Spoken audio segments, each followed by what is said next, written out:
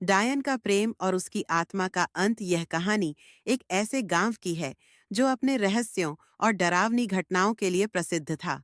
गांव का नाम था चंद्रपुर, जहां रात होते ही एक डरावनी सन्नाटा छा जाता था। कहते हैं कि वहां एक डायन रहती थी जिसने अपने प्रेमी की हत्या का बदला लेने के लिए कसम खाई थी।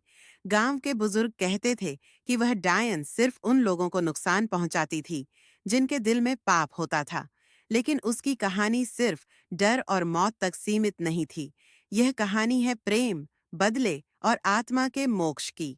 पहला अध्याय। चंद्रपुर की रहस्यमयी डायन। चंद्रपुर गांव के बाहर एक पुराना और सुनसान कुआं था। कहते थे कि उस कुएं के पास रात को एक परछाई दिखाई देती थी। गांव वालों का मानना था कि वह परछाई रागिनी नाम की एक स्त्री की आत्मा थी, जो किसी जमाने में इस गांव में रहती थी। रागिनी एक खूबसूरत लड़की थी जिसकी आंखों में सपने और दिल में अपने प्रेमी आर्यन के लिए बेइंतहा मोहब्बत थी। लेकिन उनकी मोहब्बत समाज को मंजूर नहीं थी। एक दिन गांव के जमींदार ने अपनी प्रतिष्ठा बचाने के लिए आर्यन की हत्या कर दी। इस सदमे में रागिनी ने कुएं में कूदकर अपनी जान दे दी, लेकिन उसकी आत्मा को शांति नहीं मिली। गांव में धीरे धीरे अजीब घटनाएं होने लगीं। जो भी उस कुएं के पास गया वह या तो गायब हो गया या फिर उसकी मौत हो गई। लोग कहते थे कि रागिनी अब डायन बन गई है और अपने प्रेमी की मौत का बदला लेने के लिए गांव के पुरुषों को मार रही है। गांव में एक युवा लड़का था जिसका नाम राज था। वह निडर और जिज्ञासु था। राज को इन कहानियों पर विश्वास नहीं था। वह मानता था कि ये सब सिर्फ डर फैलाने के लिए बनाई गई बातें हैं। एक दिन उसने अपने दोस्तों से कहा, मैं उस कुएं के पास जाऊंगा और इस रहस्य का अंत करूंगा। दोस्तों ने उसे रोकने की कोशिश की, लेकिन राज ने उनकी एक न सुनी। उस रात राज मशाल लेकर उस कुएं के पास गया।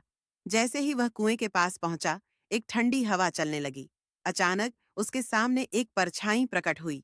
वह परछाई रागिनी की थी। उसकी आंखें लाल हो रही थीं और उसके बाल हवा में उड़ रहे थे। तुम कौन हो? राज ने हिम्मत जुटाकर पूछा। रागिनी की आवाज गूंज उठी। तुम्हें यहां नहीं आना चाहिए था। ये मेरी जगह है। राज ने कहा, मैं सच जानने आया हूं। अगर तुमने सही में लोगों को मारा है तो क्यों? रागिनी ने चुप्पी साध ली।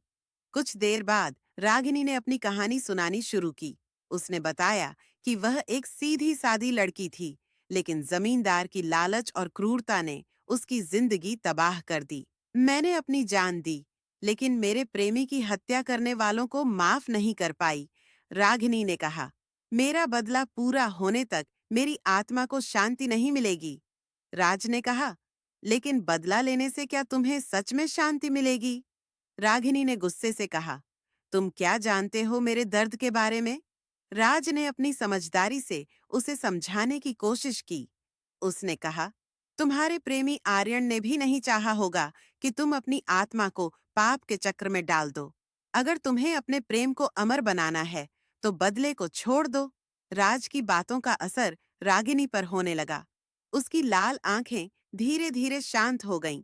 उसने कहा, क्या सच में मेरा बदला अधूरा छोड़ देना सही होगा? राज ने जवाब दिया, तुम्हारा प्रेम अगर सच्चा है तो वह बदले से परे होगा। आत्मा को शांति चाहिए, न कि और पीड़ा। रागिनी ने एक लंबी सांस ली और कहा, तुम सही कहते हो। मैं अपने गुस्से और बदले को त्यागती हूँ। उसके बाद रागिनी की आत्मा ने आसमान की ओर देखा और कहा, हे ईश्वर, मुझे मुक्त कर दो। आकाश में अचानक एक उजाला हुआ और रागिनी की आत्मा धीरे धीरे गायब हो गई। राज ने महसूस किया कि उसने एक बड़ा काम किया है। रागिनी की आत्मा के जाने के बाद चंद्रपुर गांव में शांति लौट आई। लोग राज की तारीफ करने लगे। वह न केवल एक निडर युवा था, बल्कि उसने अपने ज्ञान और दयालुता से एक आत्मा को मोक्ष दिलाया था। इस घटना के बाद गांव वालों ने उस कुएं को बंद कर दिया और वहां एक मंदिर बनवाया। यह मंदिर प्रेम और त्याग का प्रतीक बन गया। यह कहानी हमें सिखाती है कि बदले और नफरत से कुछ हासिल नहीं होता। सच्चा प्रेम त्याग और क्षमा में है। रागिनी की आत्मा का अंत यह दर्शाता है कि मोक्ष सिर्फ शांति और प्रेम से ही पाया जा सकता है। डायन का प्रेम और उसकी आत्मा का अंत एक ऐसी कहानी है जो डर, रहस्य और प्रेम के गहरे पहलुओं को उजागर करती है।